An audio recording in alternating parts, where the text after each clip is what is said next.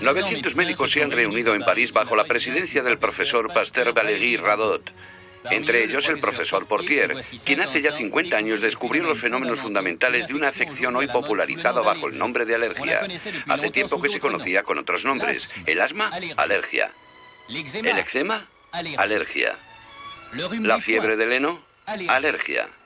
Puede tener causas profesionales, pero también podemos ser alérgicos al polvo, al pelo de gato, a las plumas, al polen o sencillamente al detergente. ¿Lograremos erradicar pronto de una vez por todas la alergia?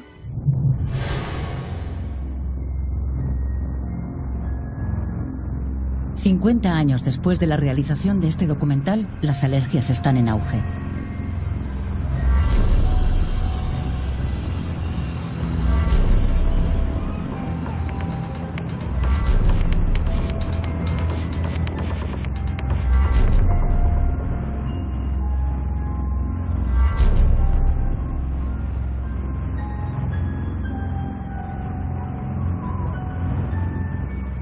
El planeta se ha visto azotado por una moderna plaga de enfermedades alérgicas.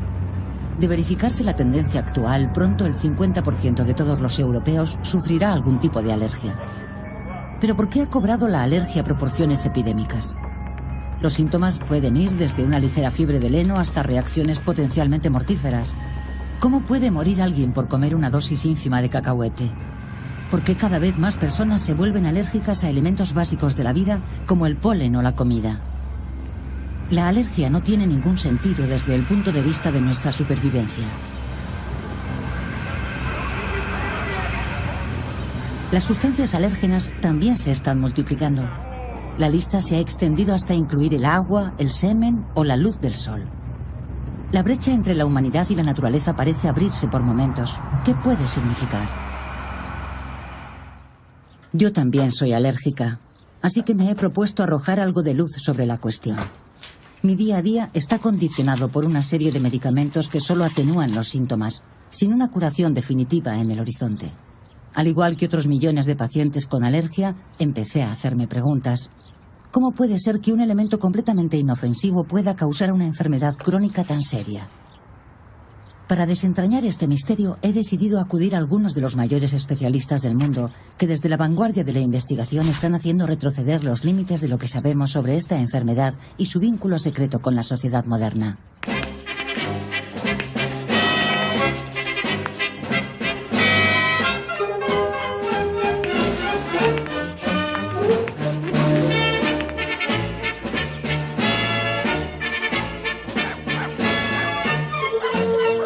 Antes, las alergias no existían prácticamente fuera del occidente industrializado.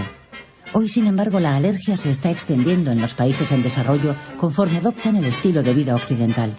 La cantidad de polen estacional está en aumento. El número de casos de anafilaxia crece. Vivimos en un mundo propenso a las alergias.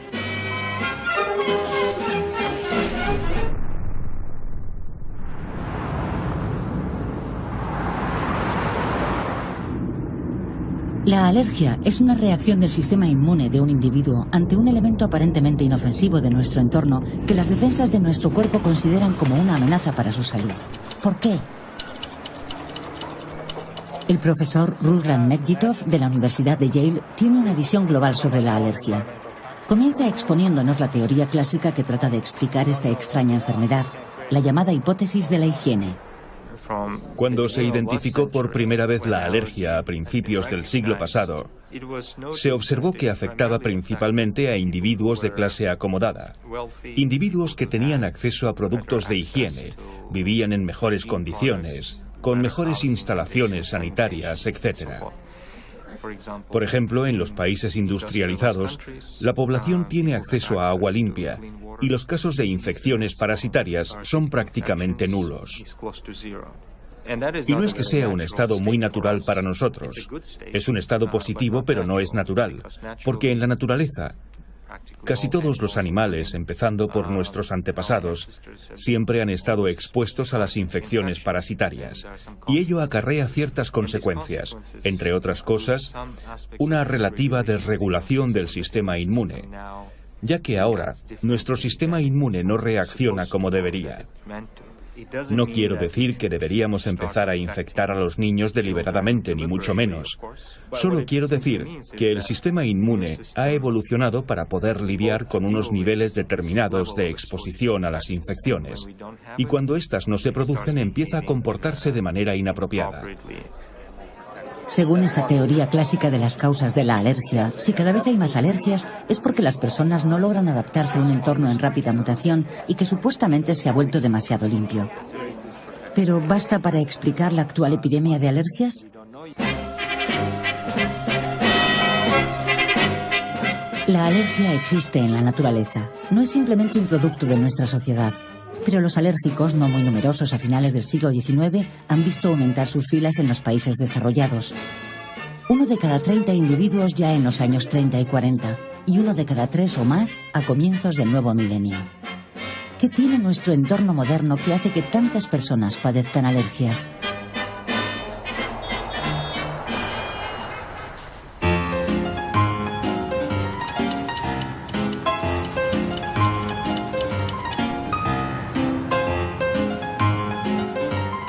La doctora Traidel Hoffmann, del Instituto de Medicina Medioambiental de Múnich, lleva tiempo intentando resolver el acertijo del misterioso vínculo entre las alergias y nuestro modo de vida. Sus estudios han identificado a un culpable concreto en nuestro entorno moderno: la contaminación del aire. Sabemos que el entorno afecta directamente al individuo. Y también sabemos que ciertas sustancias, como las partículas orgánicas volátiles o las partículas diésel, tienen un efecto directo en el sistema inmunitario. Lo hacen más vulnerable a la acción de los alérgenos. Por tanto, la contaminación del aire afecta directamente al ser humano a través de ciertos vectores que transportan los alérgenos y los agentes contaminantes. Además, hemos descubierto recientemente que el ozono es un factor que incrementa la carga alérgica de los pólenes. Siempre me he preguntado cómo afecta a nuestra salud todo el aire contaminado que respiramos. Y por fin he dado con la respuesta. La contaminación del aire afecta directamente al sistema inmune, volviéndolo más vulnerable a las reacciones alérgicas, y afecta al propio polen, haciéndolo más alérgeno. El polen ya no es esa cosa tan entrañable que hacía posible la vida sobre la Tierra, sino que se ha convertido en una especie de monstruo urbano, fruto de la unión contra natura entre el polen y los contaminantes del aire.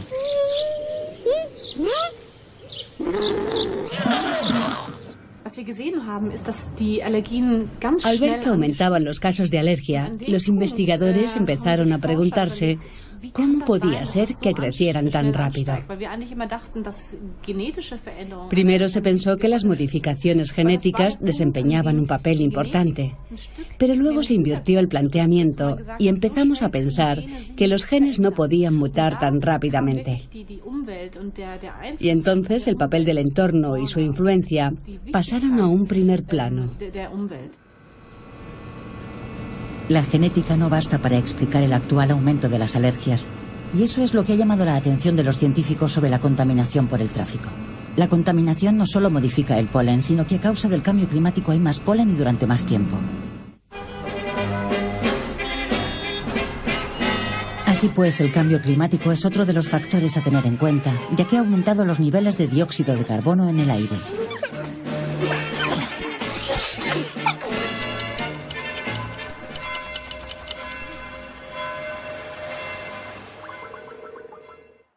En la otra punta del mundo, otro equipo está investigando el modo en que la contaminación del aire pueda afectar al sistema inmune.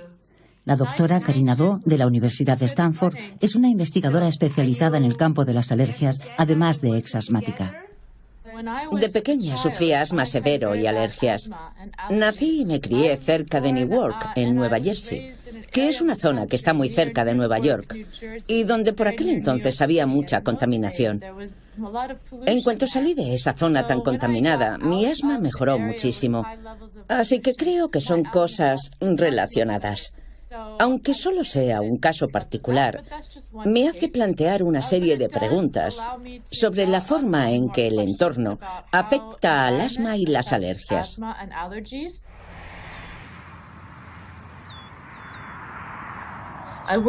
Trabajo con un equipo de investigadores de la Universidad de California en San Francisco, que tienen un grupo de trabajo en Fresno. Muchos de los productos que consumimos se cultivan en el Valle Central de California, que desgraciadamente es una zona con mucha contaminación atmosférica y pesticidas. Así que cada cual está expuesto a todas esas cosas a la vez. Y debemos ser muy prudentes, ya que el sistema inmunitario es muy sensible durante los primeros meses de vida, especialmente in útero durante el embarazo. Si la contaminación del aire afecta al sistema inmunitario, podría ser la razón por la que mucha gente sufre una mezcla de alergias y enfermedades autoinmunes. Ahora mismo estamos demostrando cómo cuando el sistema inmunitario se ve afectado a nivel genético. Así que también queremos estudiar cómo afecta eso a nuestro ADN a largo plazo, porque queremos averiguar si la exposición a la contaminación del aire es reversible o irreversible. Es importante saberlo porque tiene implicaciones en cuanto a política sanitaria.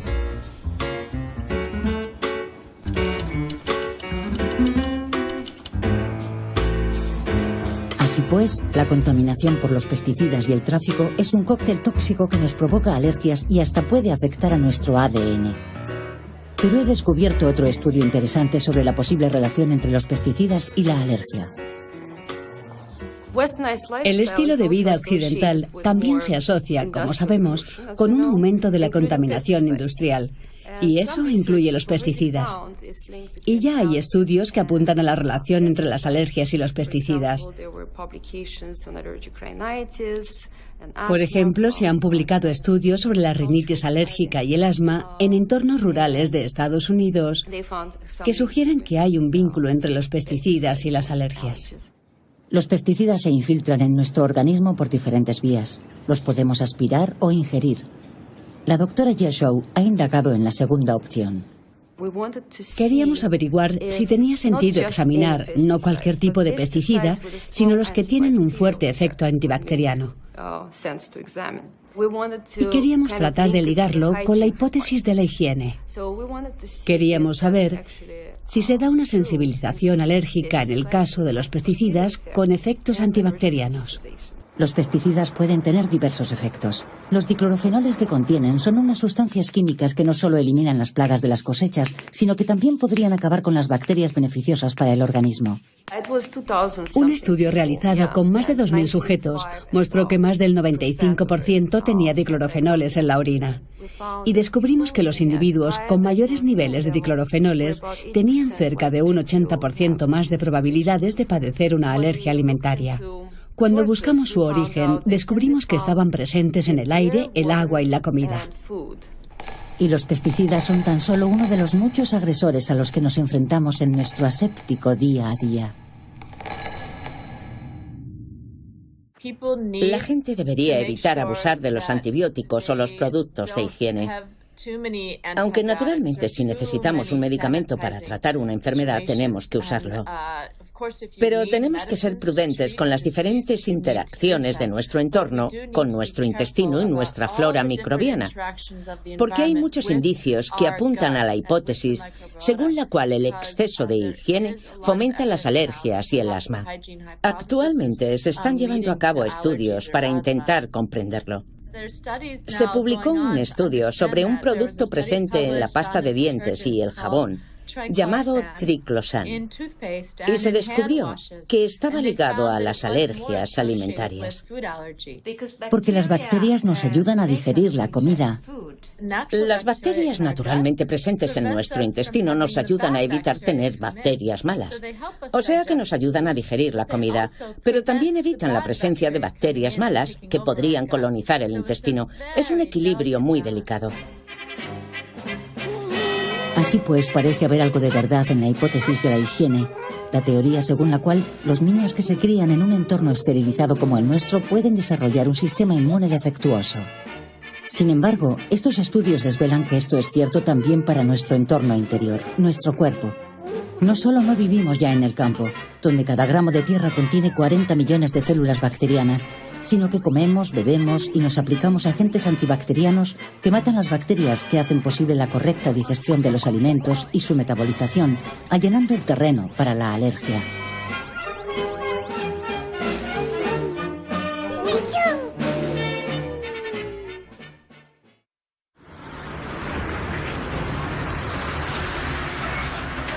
Verse expuesto a demasiados productos antibacterianos puede resultar tóxico para nuestro sistema inmune. Pero he descubierto en Internet una conferencia de un científico americano que incluye en la lista una cantidad alarmante de sustancias químicas que nos agreden en nuestra vida cotidiana. Parece un escenario de ciencia ficción. Miles y miles de animales enjaulados, expuestos a miles de sustancias químicas durante un periodo prolongado. Puede parecer una mera fantasía, pero mi teoría es que es un experimento en el que todos estamos participando involuntariamente desde los años 50, con cantidades cada vez mayores de sustancias químicas. La doctora Shanna Swan es una de las más prestigiosas investigadoras en su campo y se ha especializado en una clase de sustancias químicas peligrosas que se han vuelto omnipresentes en nuestro entorno. Somos las cobayas con las que están probando esas sustancias. ¿Cómo estamos expuestos? Absorbemos un montón de sustancias a la vez, ya que están en nuestras paredes, nuestros muebles, nuestra comida y en el aire que respiramos. O sea que están en un estado bastante estable. Y las asimilamos porque las comemos, las bebemos, las respiramos, nos las aplicamos sobre la piel. La toxicología de estas diferentes vías de acceso a nuestro cuerpo es diferente. Pero son productos que no han sido testados.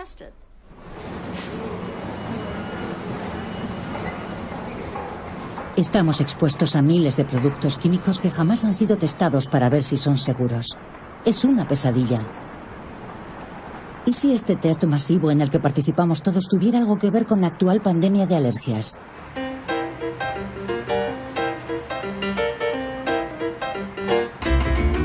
La doctora Swan colabora con un científico sueco que ha descubierto un vínculo entre la alergia y cierta clase de sustancias químicas altamente tóxicas.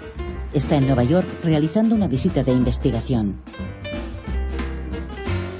Hace 15 años, mis investigaciones estaban centradas en la exposición a los agentes microbiológicos. En cierta ocasión, llevamos a cabo un estudio muy amplio para tratar de averiguar si el moho puede provocar asma y alergia en los niños. Y lo cierto es que acabamos descubriendo que no había ningún indicio concluyente. Sin embargo, sí descubrimos que las sustancias químicas pueden desempeñar un papel. Nos dimos cuenta de que los eftalatos presentes en el policloruro de vinilo flexible podían vincularse con las afecciones alérgicas en los niños. Y desde entonces nos hemos centrado en las sustancias químicas. Uno de los componentes que estudiamos son los eftalatos. Están presentes en el policloruro de vinilo flexible. El policloruro de vinilo flexible se usa para elaborar materiales de construcción, juguetes, toda clase de objetos de plástico blando. Y luego están los fenoles, como el bisfenol A, que están presentes en otro tipo de plásticos, en los plásticos duros, pero que también se encuentran en muchas otras fuentes. Por ejemplo, podemos encontrar eftalatos en los cosméticos, en los productos de limpieza, en los envases. Esa es la novedad, que presentan muchos de estos componentes que están presentes en numerosas fuentes. Los eftalatos y el bisfenol A o BPA son sustancias químicas usadas para que los plásticos sean más blandos o más duros y los cosméticos sean más espumosos o untuosos. La industria ha usado toneladas de estas sustancias para producir cantidades ingentes de artículos de plástico y consumibles. Pese a que se ha demostrado que son perturbadores endocrinos, siguen usándose, ya que las alternativas no tóxicas son más caras. Otra característica de los perturbadores endocrinos es que no están ligados a ninguna enfermedad específica, sino que afectan a muchos sistemas del organismo. Los perturbadores endocrinos son unas sustancias químicas peligrosas presentes en ciertos productos que se insinúan en nuestro cuerpo haciéndose pasar por hormonas naturales, que son los mensajeros que regulan nuestros órganos. Al suplantarlas, envían mensajes equivocados al organismo. Las consecuencias de su acción pueden ser devastadoras. Algo ha cambiado en estas últimas décadas, ya sea el asma y las alergias o los diferentes trastornos del desarrollo neurológico que afectan al comportamiento, como el trastorno de déficit de atención e hiperactividad, el autismo. Algo ha cambiado en la población y no puede explicarse por razones puramente genéticas. La única explicación posible es que se han producido cambios en nuestro entorno. Y estos cambios pueden tener distintos orígenes, por supuesto, pero una de las hipótesis es que una exposición temprana a este tipo de sustancias químicas podría favorecer la aparición de estas afecciones más adelante. ¿Por qué ha colgado ese cuadro tan bonito en la pared? Pues porque es bonito y también porque es un símbolo de las mujeres embarazadas, que son el objeto de mis investigaciones. La mujer embarazada está expuesta, es vulnerable, y me gustaría recordar esa vulnerabilidad, la suya y la del feto. Vamos a dar un paso atrás para hablar del genoma, que podría compararse con la partitura de la Quinta Sinfonía de Beethoven. Por un lado tenemos el código, la transcripción de la pieza, y por otro la forma en que interpretamos la sinfonía. Y si modificamos el código, añadiendo por ejemplo unas líneas o una indicación sobre la forma en que concebimos la ejecución, la interpretación será diferente. Estas modificaciones son como las marcas epigenéticas, y lo que interpretamos es el epigenoma. Las modificaciones epigenéticas son modificaciones del código causadas por el entorno. Pero la estructura básica sigue estando presente. Sí. Solo cambia la forma de expresarlo. Podemos ahondar en la imagen de la partitura. Puedes hacer tus apuntes a lápiz o a bolígrafo. Si escribes a lápiz, siempre puedes usar una goma de borrar y volver atrás. Pero si escribes con tinta, el cambio pasa a formar parte de tu programación. Y nos preocupan estos cambios que se producen a una edad muy temprana y que pueden ser como apuntes hechos con tinta. Nuestro código genético es como una cinta grabada, y estos productos químicos sintéticos tan poderosos pueden recubrirla. Habrá partes importantes de la información presente en nuestros genes que ya no se podrán leer o se leerán de forma incorrecta. Pero ¿cuáles son las sustancias más inquietantes y cómo se introducen en nuestro cuerpo? Yo he estudiado principalmente los phtalatos y en cierta medida también el bisfenol A, que están presentes sobre todo en los plásticos. Puede parecer una categoría reducida, pero en realidad es enorme. Sabemos que están presentes en nuestra comida. Puede sonar raro porque no somos conscientes de comerlos. ¿Cómo llegan entonces a nuestra comida? Sabemos que estos tubos transmiten DHEP y en las fábricas donde procesan los alimentos los hacen pasar por estos tubos, impregnándolos de DHEP por el camino. Se han hecho numerosos estudios sobre estos compuestos y las conclusiones apuntan a determinados materiales de envase. Al parecer utilizan diclorofenoles o fenoles clorados en la elaboración del papel y la madera. Creo que así es como llegan a los materiales de envase. El consumidor tiene una forma de saber el tipo de plástico que se usa para envasar su comida y si contiene los phtalatos más peligrosos o el bisfenol A. Son los códigos de reciclaje. El recomendado es el número 1. Sí. Los que hay que evitar son los PVC número 3, 6 y 7. Si nos fijamos en este triángulo... O sea que esto nos ayuda. Sí. Nos dan por lo menos un mínimo de información. Si nos fijamos en el código de reciclaje que hay en la base de una botella, ese número nos da mucha información. Yo suelo recitar un pequeño poema que dice así: 4, 5, 1 y 2. Los demás son un horror. Es fácil de memorizar, ¿verdad? 4, 5, 1 y 2. Los demás son un horror. Aunque recientemente un compañero alemán ha publicado que el agua contenida en los plásticos que llevan estos códigos también presenta cierta actividad estrogénica. El plástico PET siempre se ha considerado inofensivo y es el más usado para procesar y envasar el agua, las bebidas y la comida. Está en todas partes en nuestra cadena alimentaria. Con tantos productos químicos tóxicos como hay en nuestra alimentación, por no hablar de los cientos de aditivos que se emplean para procesar los alimentos, no es de extrañar que las alergias alimentarias estén en aumento. Tenemos que acabar con esta enfermedad.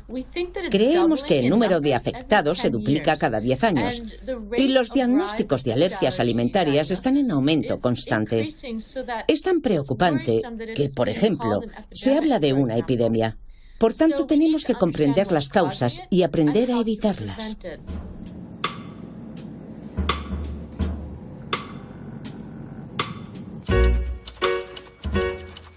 El director de la clínica Paracelsus, el Dr. Rao, es un médico holístico de renombre internacional que ha tratado con éxito a numerosos pacientes con enfermedades crónicas. Según él, la causa de todas las alergias serían alergias alimentarias ocultas. ¿Cómo puede ser? En más del 90% de los casos, el origen es una alergia alimentaria no diagnosticada o asintomática. Por ejemplo, una de nuestras pacientes tenía alergias severas y tenía incluso asma aguda. Y los especialistas le dijeron: ¿tiene usted alergia al pelo de gato, al heno, al polen? Y le recetaron un antihistamínico. Pero, ¿de dónde viene la histamina? La histamina se produce en el intestino, en la mucosa intestinal. Cuando la flora intestinal se reduce, la histamina aumenta.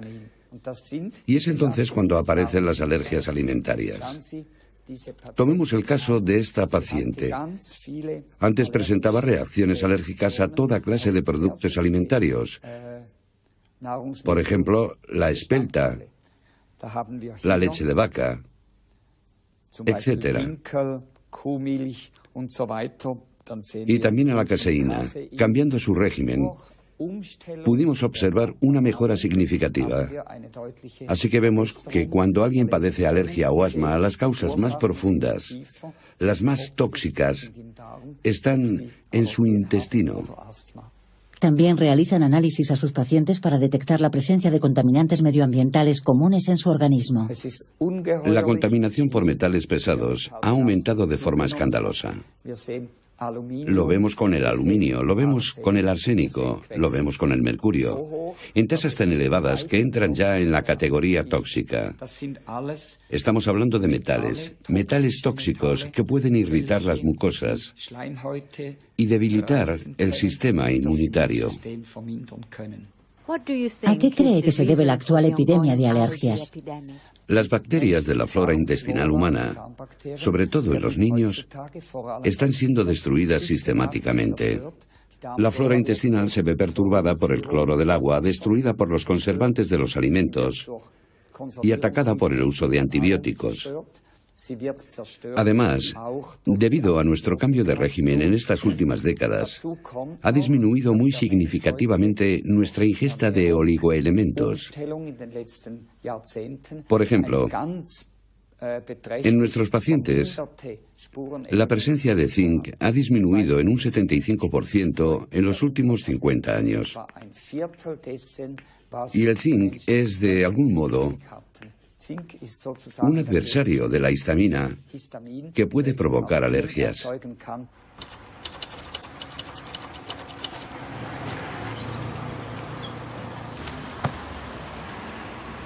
Han creado una granja urbana biodinámica dentro del mayor parque de mi ciudad, donde uno puede comprar lo que acaban de cosechar en sus campos.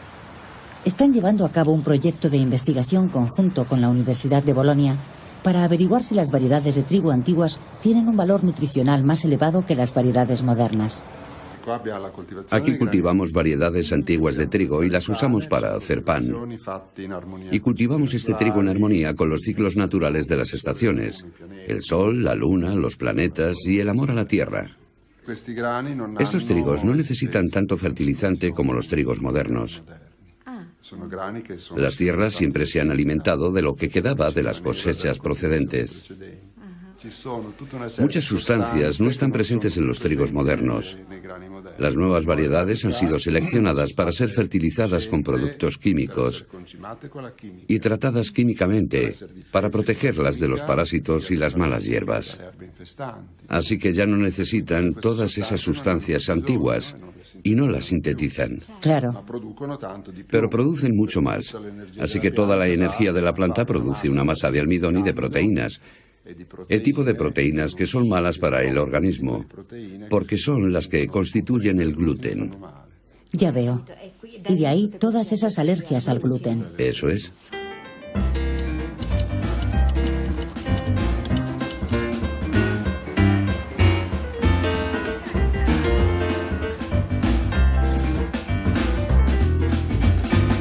Nuestro sistema inmune está literalmente asediado por una legión de sustancias presentes en nuestro entorno. Por eso, el Dr. Medvedov está desarrollando una teoría revolucionaria que podría demostrar que la alergia no es solo patológica, sino que puede ser una respuesta biológica a una agresión. La idea es que las reacciones alérgicas no son puramente patológicas. No es que el sistema inmune se crea atacado por determinados factores ambientales que en realidad son inocuos, sino que las reacciones alérgicas podrían representar una forma de defensa biológica. El sistema inmune nos defiende de los demás patógenos, los alérgenos, las bacterias, etc. Pero nosotros creemos que las reacciones alérgicas son un tipo de reacción inmune que nos defiende de ciertos factores ambientales que no son de naturaleza microbiana, sino que representan toda una gama de sustancias químicas, sustancias nocivas, venenos y toda una serie de toxinas y agentes contaminantes presentes en nuestro entorno. Y estas sustancias pueden ser igual de perjudiciales para nuestra salud como puede serlo una infección. Y por tanto, la idea es que el sistema inmune se adapta para protegernos frente a estos desafíos a través de las reacciones alérgicas. ¿Cómo nos defiende la alergia? La función de la reacción alérgica consiste en expulsar algo del cuerpo e impedir que ese algo vuelva a entrar en él. Todos los síntomas de las enfermedades alérgicas, como el goteo nasal, las lágrimas, los estornudos, la tos, los vómitos, los picores, todos tienen algo en común. Son reacciones concebidas para expulsar algo del organismo. Las defensas alérgicas tienen dos componentes y el primero tiene que ver con la evitación. Creemos que estas reacciones alérgicas se han desarrollado evolutivamente para hacernos evitar los entornos desfavorables, los entornos que de algún modo no son óptimos para nosotros. Estas reacciones de evitación primero se desarrollaron en un contexto muy diferente donde era fácil cambiar de entorno. Podíamos ir de una parte del bosque a otra o ir de una cueva a otra para evitar el elemento hostil. Pero en un entorno moderno hay ciertos factores que no podemos evitar. Tenemos que averiguar si efectivamente estas reacciones son beneficiosas y qué efectos podrían tener a largo plazo. Lo que quiero decir es que ciertos efectos de la alergia podrían garantizarnos una protección a largo plazo, aunque todavía no la entendamos. Sabemos que, por ejemplo, las personas alérgicas son menos propensas a los tipos de cáncer que están causados por la exposición medioambiental. La teoría sobre las alergias del Dr. Medvedov contradice la hipótesis de la higiene y se corresponde punto por punto con lo que he estado descubriendo. Aunque las alergias sean patológicas, también podrían ser un intento de nuestro sistema inmunitario para protegernos de un mundo que no se ha vuelto más limpio, sino más tóxico. Estamos atrapados en un entorno desfavorable.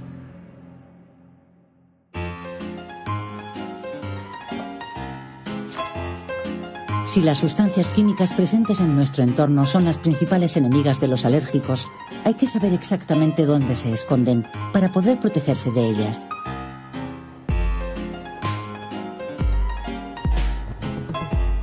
Elizabeth Salter Green es autora de un libro revelador y antigua consultora del Fondo Mundial para la Naturaleza del Reino Unido. Recientemente ha abandonado Londres para irse a vivir a un pueblo de Somerset. Vamos a casa de una amiga suya para que me enseñe todas las sustancias químicas tóxicas que encontramos en una casa normal. Creo que en muchos casos nuestro entorno doméstico puede estar mucho más contaminado que una calle concurrida de Londres. Sin ir más lejos, en una habitación como esta, debe de haber una proporción importante de retardantes de llama en los tejidos de los muebles. El hecho de que las espumas que contienen los muebles sean muy sintéticas hace que sean más combustibles. Si los muebles contuvieran más fibras naturales, la cantidad de retardantes de llama empleada podría ser inferior. Los productos electrónicos también contienen retardantes de llama y las carcasas de plástico pueden contener bisfenol A, que es un perturbador endocrino. Más que en los cuartos de estar, creo que probablemente donde más preocupantes son los retardantes de llama es en los dormitorios, en las moquetas, en la propia ropa de cama y en los pijamas de los niños. En la cocina, aunque intentemos tener una dieta sana, rica en frutas y verduras, con mucha fibra, hay un problema fundamental, y es el cóctel de pesticidas al que estamos todos expuestos.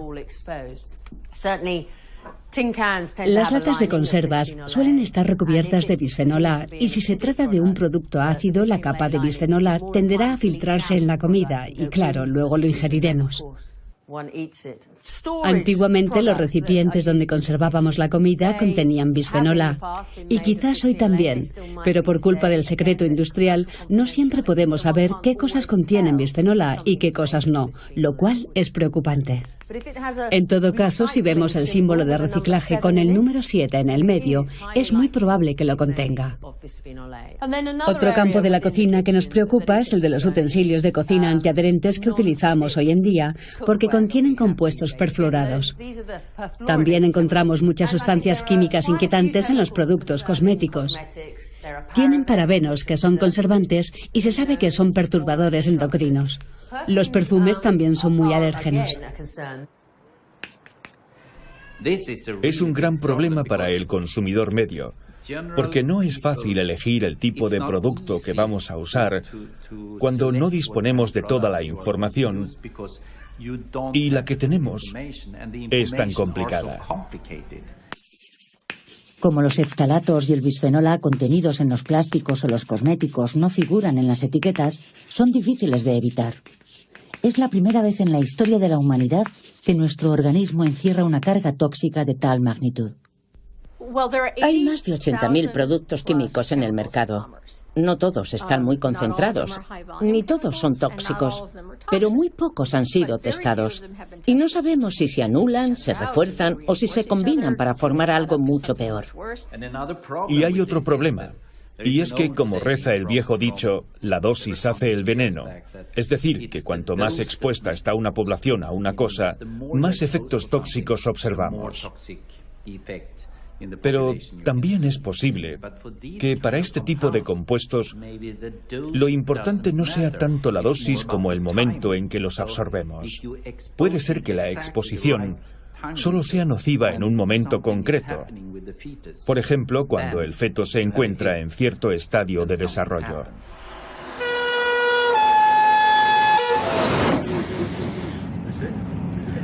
Así pues, la base misma de las normativas diseñadas para protegernos de los productos químicos es errónea, lo que las hace incapaces de combatir la doble amenaza de los perturbadores endocrinos y el cóctel químico al que estamos expuestos.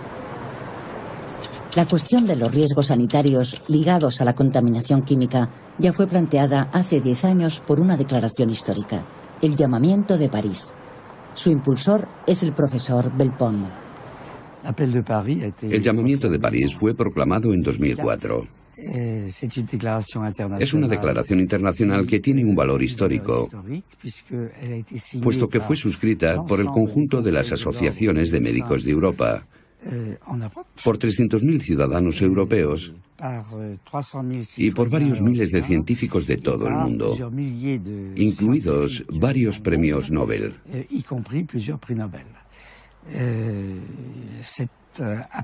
Este llamamiento constaba de 3 artículos fundamentales. Artículo 1.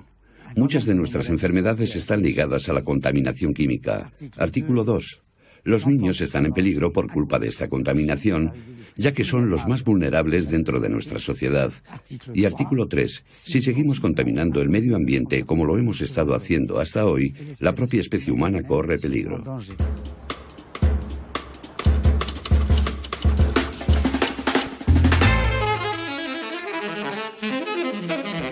El llamamiento de París ha desempeñado un papel crucial en la sensibilización frente a la terrible amenaza química presente en nuestro entorno. La nueva legislación europea sobre sustancias químicas de 2007, REACH, Registro, Evaluación, Autorización y Restricción de Sustancias y Mezclas Químicas, debería haber tomado el relevo, aumentando el nivel de protección de los ciudadanos europeos. La iniciativa REACH sirve para garantizar la protección de la salud de las personas y el entorno.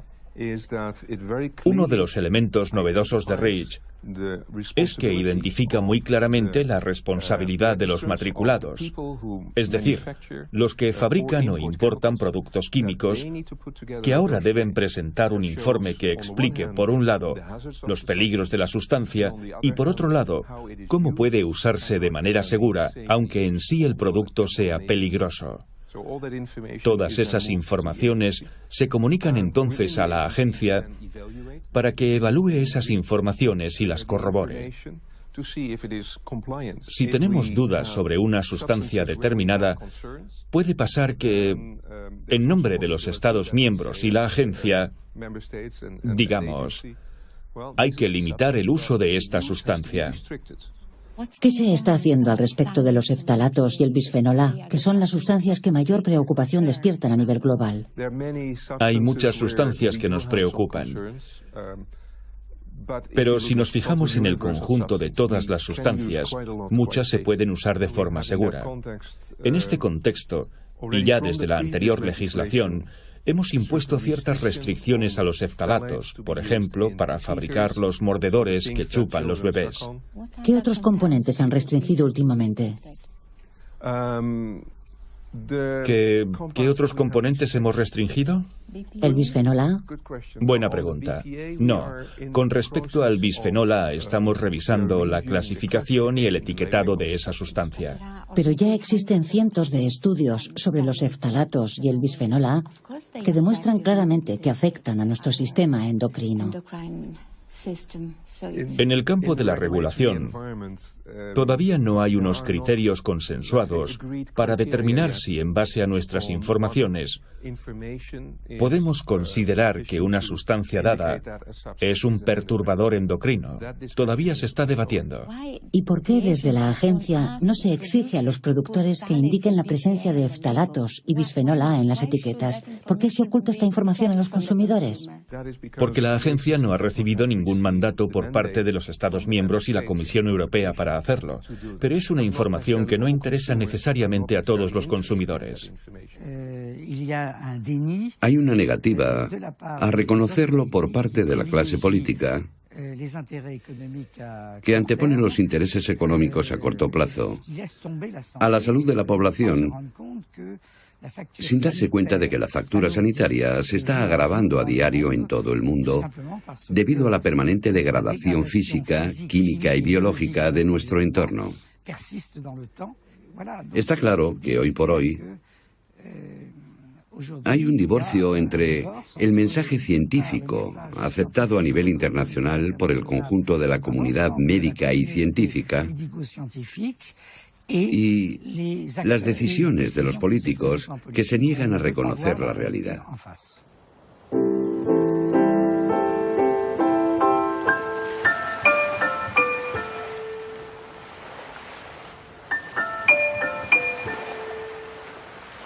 Es indignante. Vivimos en un confort ilusorio, rodeados de miles de objetos prácticos, pero en realidad estamos inundados por un mar de productos químicos peligrosos. Como ciudadanos, damos por hecho que los productos que nos venden son inofensivos, que hay alguien velando por nuestra salud. Pero nada más lejos de la realidad. Las autoridades tardan años en evaluar productos probadamente peligrosos, como lo demuestran cientos de estudios en todo el mundo. Mientras tanto, la gente sigue sufriendo y muriendo. Si las instituciones no cumplen con su deber de protegernos, ¿qué podemos hacer nosotros? La primera regla que ha de seguir un alérgico para sentirse mejor es evitar sus alérgenos. En casa esto suele pasar por librar una guerra contra los ácaros. Lamentablemente, las moquetas y los muebles cubiertos de tela son a menudo un paraíso para los ácaros. Hoy sabemos que además se impregnan de toda clase de agentes químicos y tóxicos que se desprenden de ciertos productos que usamos en casa y también son alergénicos. Por tanto, eliminando los ácaros, matamos 2 pájaros de un tiro. Es muy importante que todas las habitaciones estén ventiladas para dispersar los gases emitidos por los productos químicos. También hay que deshacerse del polvo, no solo dispersarlo en el aire, sino quitarlo con una aspiradora o un paño húmedo para eliminarlo definitivamente, porque el polvo acumula los phtalatos o los retardantes de llama. ¿Qué alternativas hay a todas esas cosas de las que estamos hablando? Minimizar el uso de envases de plástico. No usar recipientes de plástico. Intentar usar productos naturales. Y no tener utensilios de cocina antiadherentes. Intentar comer productos biológicos en la medida de lo posible. Hay que descender en la cadena alimentaria, comer menos carne y comer menos productos envasados y procesados. Creo que es mucho más sano. Yo soy un buen ejemplo. Hasta los 30, más o menos, tenía que tomar antihistamínicos y cortisona, porque supuestamente tenía asma alérgica. Hoy me he curado por completo, porque he reconstruido mi flora intestinal y he evitado todos los alérgenos alimentarios. Hoy ya no tengo que tratar mi asma, o mejor dicho, ya no tengo asma. De hecho, miren, esta es mi moto. Puedo conducir sin problemas por toda la región. Incluso un día de junio de mucho viento, cuando el aire está lleno de polen. Si pudiéramos consumir alimentos no procesados, no envasados y transportados, y pasarnos a los alimentos orgánicos locales sin procesar, minimizaríamos considerablemente nuestra exposición a estas sustancias. En realidad, como consumidores tenemos mucho poder, el de comprar y recompensar los buenos productos. La vida tiene sus exigencias y sus ritmos propios que no son artificiales, como los de la química. Cada uno de nosotros somos un organismo que piensa y que no solo necesita energía y bienestar físico, sino que formulamos pensamientos y también tenemos sentimientos. Hay un experimento muy bonito que me gustaría resumirles en pocas palabras. En un convento de monjas de Alemania, consumían tantos productos biodinámicos como alimentos convencionales.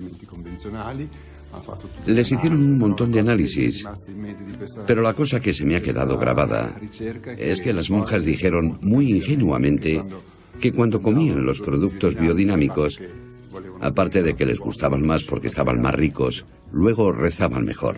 Podría decirse que son alimentos que no solo nos llenan el estómago, sino que nos alimentan en nuestra totalidad.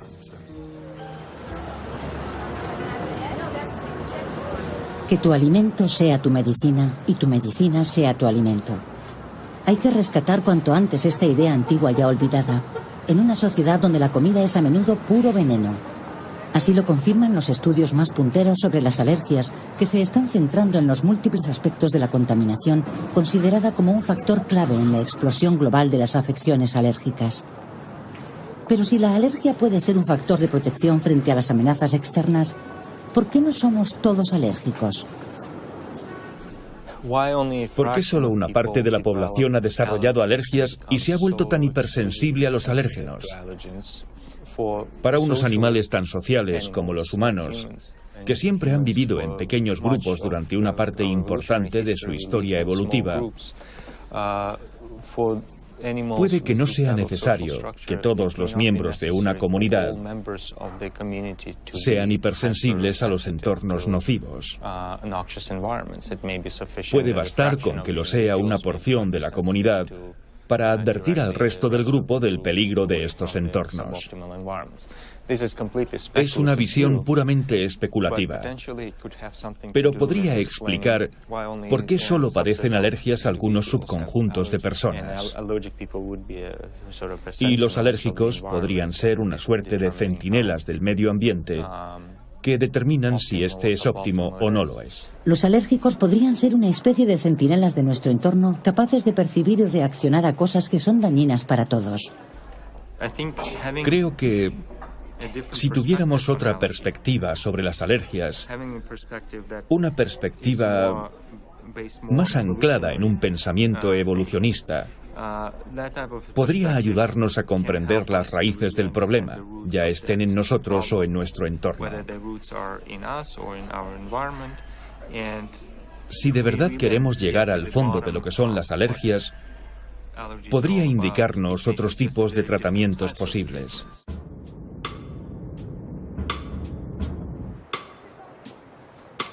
Ha pasado un año desde que comencé a investigar las causas de la actual epidemia alérgica.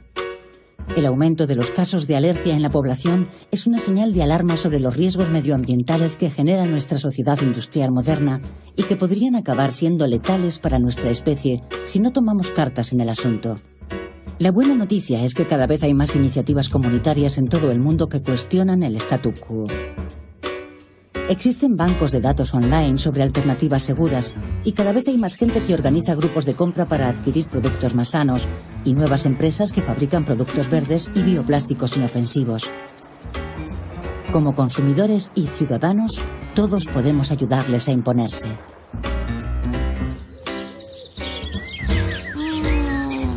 Los antiguos chicos malos del sistema inmunitario, los anticuerpos causantes de las alergias, podrían convertirse un día en héroes inmunológicos.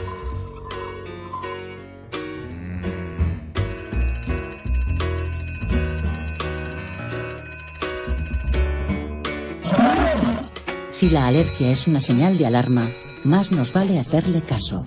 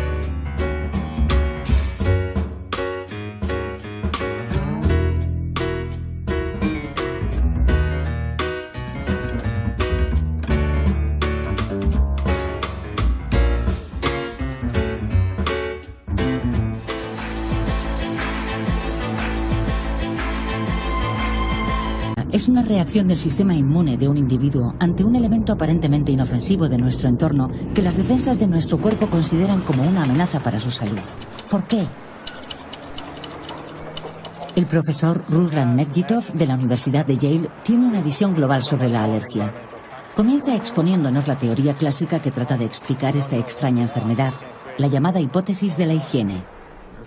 Cuando se identificó por primera vez la alergia a principios del siglo pasado, se observó que afectaba principalmente a individuos de clase acomodada, individuos que tenían acceso a productos de higiene, vivían en mejores condiciones, con mejores instalaciones sanitarias, etc. Por ejemplo, en los países industrializados, la población tiene acceso a agua limpia y los casos de infecciones parasitarias son prácticamente nulos. Y no es que sea un estado muy natural para nosotros. Es un estado positivo, pero no es natural, porque en la naturaleza hacia proporciones epidémicas. Los síntomas pueden ir desde una ligera fiebre del heno hasta reacciones potencialmente mortíferas. ¿Cómo puede morir alguien por comer una dosis ínfima de cacahuete? ¿Por qué cada vez más personas se vuelven alérgicas a elementos básicos de la vida como el polen o la comida? La alergia no tiene ningún sentido desde el punto de vista de nuestra supervivencia. Las sustancias alérgenas también se están multiplicando. La lista se ha extendido hasta incluir el agua, el semen o la luz del sol. La brecha entre la humanidad y la naturaleza parece abrirse por momentos. ¿Qué puede significar? Yo también soy alérgica, así que me he propuesto arrojar algo de luz sobre la cuestión. Mi día a día está condicionado por una serie de medicamentos que solo atenúan los síntomas, sin una curación definitiva en el horizonte. Al igual que otros millones de pacientes con alergia, empecé a hacerme preguntas. ¿Cómo puede ser que un elemento completamente inofensivo pueda causar causas profesionales? Pero también podemos ser alérgicos al polvo, al pelo de gato, a las plumas, al polen o sencillamente al detergente. ¿Lograremos erradicar pronto de una vez por todas la alergia?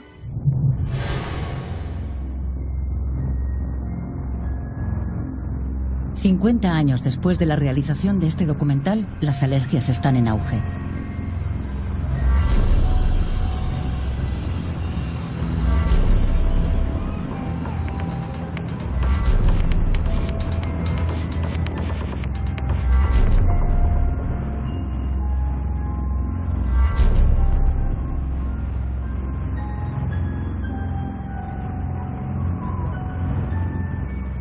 El planeta se ha visto azotado por una moderna plaga de enfermedades alérgicas.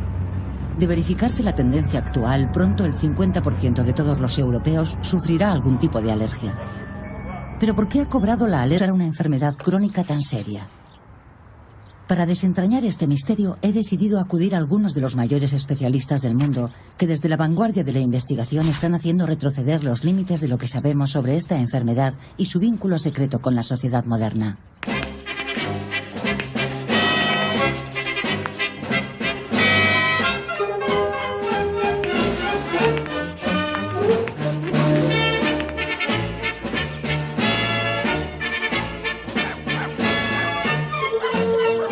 Antes, las alergias no existían prácticamente fuera del occidente industrializado. Hoy, sin embargo, la alergia se está extendiendo en los países en desarrollo conforme adoptan el estilo de vida occidental. La cantidad de polen estacional está en aumento. El número de casos de anafilaxia crece. Vivimos en un mundo propenso a las alergias.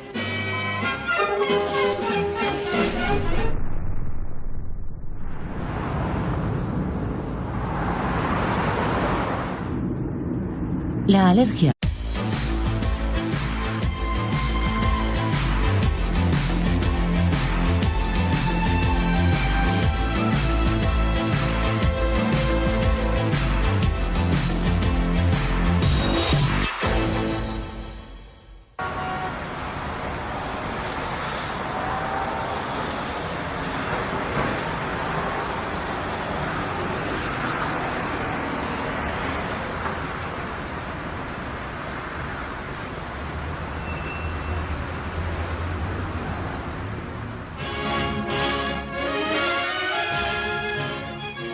...900 médicos se han reunido en París bajo la presidencia del profesor Pasteur Valéry Radot. Entre ellos el profesor Portier, quien hace ya 50 años descubrió los fenómenos fundamentales de una afección hoy popularizada bajo el nombre de alergia. Hace tiempo que se conocía con otros nombres. El asma, alergia. El eczema, alergia. La fiebre del heno, alergia. Puede